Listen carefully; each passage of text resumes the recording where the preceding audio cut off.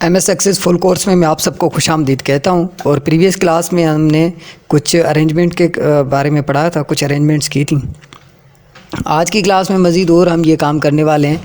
सबसे पहले हम क्रिएट में आ जाते हैं। देखिए, हमने पहली जो प्रीवियस क्लास थी उसमें हमने कुछ यहाँ पर, अगर मैं इस फॉर्म पर क्लिक कर देता हूँ, ये हमारा स्कूल 1 के नाम से फॉर्म था, ये हमने पूरी सेटिंग की थी। अगर आप प्रीवियस क्लास को देखना चाहते तो आप प्लीज़ इससे पहले वाली क्लास को आप देखेंगे तो ये सारी चीज़ें आपको क्लियर हो जाएंगी। मज़ीद और हम काम करने वाले हैं। यहाँ से आकर मैं एक और नया फॉर्म ओपन कर लेता हूँ। यहाँ से हम स्कूल टेबल जो है इसको हम सिलेक्ट कर लेते हैं। स्कूल टेबल है या यहाँ से जो भी आप टेबल को सिलेक्ट करना चाहें, आप उस टेबल को सिलेक्ट करके फॉर्म पर क्लिक करेंगे तो वो आपके सामने इस तरीके से आ जाएगी। थोड़ा सा प्रोसेस होता है, प्रोसेस करने के बाद ये आप लोगों के सामने आ जाएगा ये इस तरीके से। यहाँ पर ये फील्ड लिस्ट वगैरह लिखा हुआ आएगा तो इसको हम वक्ती तौर पे रिमूव कर देते हैं और यहाँ पर इस तरीके से आपके सामने ये सारी चीज़ें आ रही हैं। यहाँ से आकर मैं इसको थोड़ा रिसाइजेबल बना देता हूँ। रिसाइजेबल मैंने यहाँ पर बना दिया और हम अरेंज में दोबारा से आ जाते हैं। आप राइट क्लिक करके इसके डिज़ाइन व्यू में भी जा सकते हैं। मैं राइट क्लिक करके इसके डिज़ाइन व्यू में चला जाता हूँ और ये इसका डिज़ाइन व्यू है। यहाँ पर मैं डिज़ाइन व्यू पे क्लिक करने के बाद इसको यहाँ से यहाँ तक का मूव कर सकता हूँ। ये मेरी पूरी अरेंजमेंट सेट है तो यहाँ पर मैंने मूव कर दिया। अब मैं अरेंजमेंट पे क्लिक कर लेता हूँ। अरेंजमेंट पर अगर बात की जाए तो हमने कुछ स्प्लिट्स देखी थी, मगर वो अभी उस वक्त काम नहीं कर रही थी क्योंकि कुछ बेसिक्स इश्यूज़ थे उनके बेसिस पर। यानी कि इश्यूज़ नहीं कह सकते क्योंकि हम अभी सिंगल फॉर्म पे काम कर रहे हैं तो इसलिए वो वजह थी कि वो काम नहीं कर रही थी। मज़ीद इसको तो हम क्लियरली समझने वाले हैं अगली क्लासेस के अंदर। यहाँ से move down and move up भी ये हमने काम कर लिया था जब हमने लेआउट्स को सेट किया था। तो मज़ीद यहाँ पर आप देखेंगे तो यहाँ पर कंट्रोल मार्जिन्स के नाम से कुछ मार्जिन्स आ जाती हैं। मार्जिन्स का मतलब ये होता है कि आपने जो यानी कि ऑब्जेक्ट के बीच में जो स्पेसिंग क्रिएट करते हैं ये होती हैं बेसिक्स मार्जिन्स। ठीक है। यहाँ पर हमारा अभी जो मार्जिन सिलेक्टेड है वो अभी कोई ऐसा ख़ास मार्जिन कोई सिलेक्टेड नहीं है। तो यहाँ से जैसे मैं किसी भी मार्जिन पर, जैसे नेरो मार्जिन है, इस पर क्लिक करूँगा तो देखिए आपको ख़ास इतना ज़्यादा फ़र्क तो नज़र नहीं आएगा, मगर आपको थोड़ा सा ये पता, इतना ज़्यादा फ़र्क नज़र नहीं आएगा मगर थोड़ी बहुत चेंजिंग आपको नज़र आएगी। ठीक है।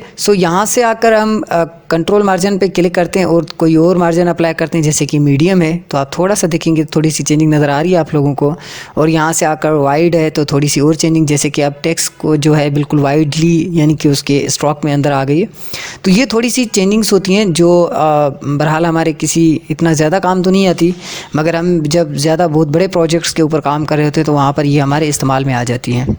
उसके बाद है पेंडिंग्स भी इसी तरीके से काम कर रही होती है। ऑब्जेक्ट के बीच में स्पेसिंग का काम कर रही होती है। ऑब्जेक्ट और आपकी टेक्स्ट के बीच में जो यानी कि स्पेसिंग होती है उनके ऊपर ये काम कर रही होती हैं।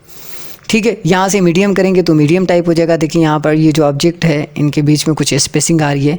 ठीक है। और अगर वाइड कर देंगे तो वाइड स्पेस आ जाएगा। यहाँ पर देखेंगे तो आपके ये जो 3 ऑब्जेक्ट्स हैं इनके बीच में कुछ खास सा स्पेस सा क्रिएट हो रहा है। ये पेंडिंग का काम होता है। इसको भी हम इतना ज़्यादा अभी तो इस्तेमाल करने वाले नहीं हैं, मगर आपको आपके माइंड में ये चीज़ होनी चाहिए। उसके बाद है एंकरिंग पर हम ये हमारे अच्छा खासा काम आ जाता है। जैसे कि सपोज़ करें यहाँ पर मैं जो है एक एरिया सेलेक्ट कर लेता हूँ और अब अगर मैं इसको एज ए डिज़ाइन व्यू में देखता हूँ तो ये मुझे इस तरीके से नज़र आ रहा है। अगर मैं यहाँ पर इस पर क्लिक करके, ये जो मेरा फॉर्म है इस पर क्लिक करके इसकी प्रॉपर्टी में चला जाऊं और ये डिटेल को हटाकर यहाँ पर ये जो ड्रॉप डाउन है यहाँ पर फॉर्म कर दूं। फॉर्म में जाने के बाद अगर मैं अदर पे क्लिक करूं तो अदर पर यहाँ पर पॉपअप एंड मॉडल नज़र आ रहा होगा। इनको मैं अगर यहाँ से येस कर दूँ दोनों को तो ये कुछ इस तरीके से मुझे नज़र आएगा। यहाँ पर येस किया। अब अगर मैं डिज़ाइन व्यू में इसको क्लिक करता हूँ तो ये देखिए मुझे इस तरीके से नज़र आ रहा है। मैं अपने फॉर्म को मूव भी करवा सकता हूँ।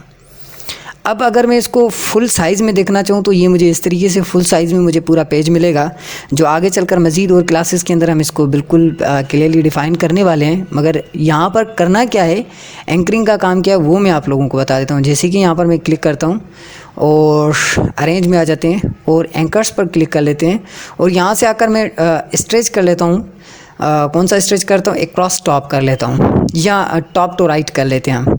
यहाँ पर हमारे सामने लेफ़्ट है, ठीक है, टॉप टू लेफ़्ट है तो टॉप टू राइट कर लेते हैं। और एक बार दोबारा से मैं इसको चलाता हूँ और देखते हैं कि इससे होता क्या है। अभी देखिए खासा कोई सा फ़र्क नज़र नहीं आ रहा होगा, जैसे ही मैं इसको क्लिक करता हूँ तो देखें ये जो मेरा एरिया है वो मेरा राइट साइड पर आ गया। पहले यहाँ पर नज़र आ रहा था, अब ये राइट साइड पर आ गया।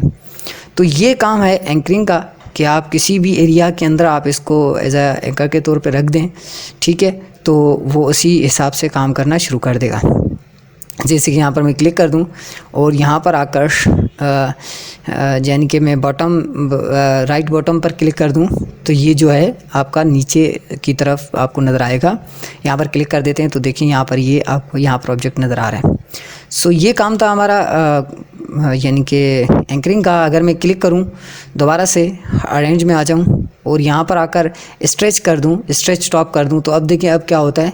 मैं यहाँ पर इसको चलाता हूं तो ये मेरा इस तरीके से, जैसे ही मैं क्लिक करूँगा तो ये देखें यहाँ से लेकर यहाँ तक का एरिया यानी कि जो स्पेसिंग थी वो स्ट्रेच हो गई है, जो यानी कि स्ट्रेचिंग का काम कर रही है, ठीक है। सो आई होप कि ये आप लोगों को क्लियर हो गया होगा। इस क्लास में इतना ही। नेक्स्ट क्लास में हम और मज़ीद चीज़ों को देखने वाले हैं। सो तब तक के लिए अपना ख्याल रखिएगा। अल्लाह हाफ़िज़।